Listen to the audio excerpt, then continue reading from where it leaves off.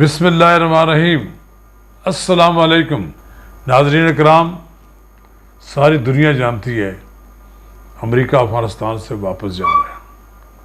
امریکہ اسی طرح واپس جا رہا ہے افغانستان سے جس طرح وہ ویتنام سے بے نیل و مرام واپس کیا تھا۔ پچھلے سن 2000 سے لے کر اب تک وہاں پر جو غیر یقینی صورتحال ہے اس میں امریکہ نے بڑا اپنا کنٹرول کیے رکھا۔ امریکہ نے وہاں پر طالبان پر بمباری کر کے، طالبان کے ساتھ لڑائی کر کے بالآخر اب اس نتیجے پر پہنچا ہے کہ وہ زیادہ عرصہ تک لڑائی نہیں لڑ سکتا۔ اب وہ ایسے حالت میں افغانستان کو خالی کر رہا ہے کہ جب نہ کوئی طالبان کے ساتھ معاہدہ ہوا ہے اور نہ ہی کوئی اس وقت موجودہ حکومت کے ساتھ ہوا ہے۔ موجودہ حکومت ساری دنیا جانتی ہے کہ امریکی بیساکھیوں پر قائم ہے۔ وہاں پر امریکہ کی فورسز، وہاں پر کرائے کے فوجی گورکھے، وہاں پر افغانستان کی اپنی فوج، یہ ساری ملا کر اس موجودہ حکومت کی کابل میں حفاظت کر رہی ہے۔ کابل سے باہر افغانستان کی حکومت کا کہیں نام و نشان نہیں ہے۔ افغانستان کے بیشتر حصے پر طالبان کا قبضہ ہے۔ پاکستان کی فورسز، پاکستان کی حکومت طالبان کو امریکہ کے ساتھ مذاکرات کے لیے آمادہ کرنے کی پوری کوشش کرتی رہی ہے، لیکن سب سے بڑی خرابی افغانستان میں امریکہ کے واپس جانے کے بعد پیدا ہوگی، وہ یہ ہے کہ کوئی معاہدہ، کوئی ایسا اصول نہیں طے ہوا جس کے تحت طالبان کیا اور موجودہ حکومت کے درمیان کو معاہدہ ہو جائے تاکہ یہ حکومت خوش اسلوبی سے چل سکے۔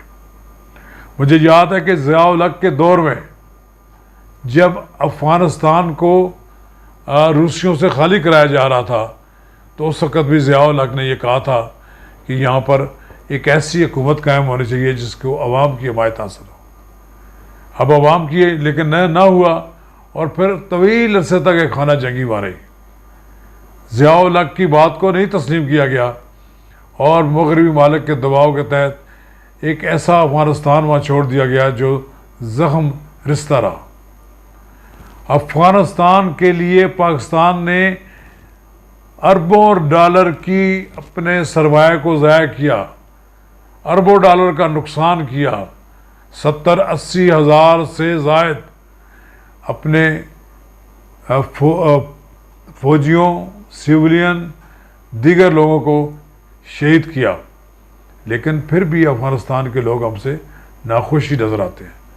ناخوشی کیا ہے کہ جب موقع ملتا ہے افغانستان کی حکومت پاکستان پر الزام لگا دیتی ہے۔ اب پاکستان نے 90% بارڈر پر ڈیویڈ لائن کے 90% حصے پر وہاں پر فینس لائن لگا دیا، باڑ لگا دی ہے۔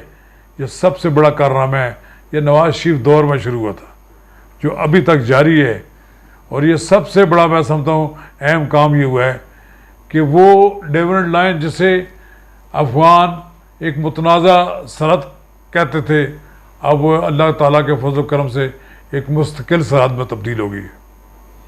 پاکستان ہمیشہ یہ بات کہتا رہا ہے کہ پرامن افغانستان پاکستان کے لیے ضروری ہے، لیکن وہاں پر راہ کا اتنا عمل دخل ہے کہ وہاں پر آئے دن پاکستان کے اندر کوئی جو دہشت گردی ہوتی ہے یا کوئی کارروائی ہوتی ہے اس میں راہ کا بڑا عمل دخل ہوتا ہے۔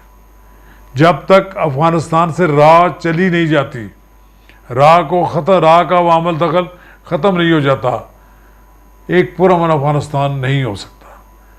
اور پرامن افغانستان کے لیے ضروری ہے کہ وہاں پر طالبان کو ان کو حکومت دی جائے، ان کی حکومت وہاں قائم کی جائے، کیونکہ عوام کی اکثریت ان کے ساتھ ہے۔ اگر عوام کی اکثریت کی نفی کر کے اگر وہاں کوئی حکومت قائم کی جائے گی تو وہ زیادہ دیر نہیں چلے گی۔ امریکہ اور یورپ تو اپنے یہاں جمہوریت کی بات کرتے ہیں، لیکن جب افغانستان میں جمہوریت کی بات ہوتی ہے کہ وہاں جو لوگ عوام میں مقبول ہیں وہ ووٹ لے کر آ جائیں، انہیں حکومت دینے کے لیے تیار نہیں ہے، بلکہ ان کی جگہ اشرف غنی جیسے اور عبداللہ جیسے پپٹ لوگ جو ہیں وہ بٹھا دیے جاتے ہیں۔ یہ اب جنگی فتوحات افغانستان میں دوبارہ شروع ہو سکتی ہیں۔ طالبان قبضہ کر رہے ہیں دن بدن مختلف علاقوں پر، اور پھر ایک وقت پھر ایسا آئے گا کہ کابل سے باہر افغان حکومت کو نکلنا مشکل ہو جائے گا، اور پھر ایک بار پھر طالبان کابل پر قبضہ کر لیں گے، اور اسے نہیں روک سکے گا نہ امریکہ، نہ برطانیہ، نہ کوئی اور یورپی ملک۔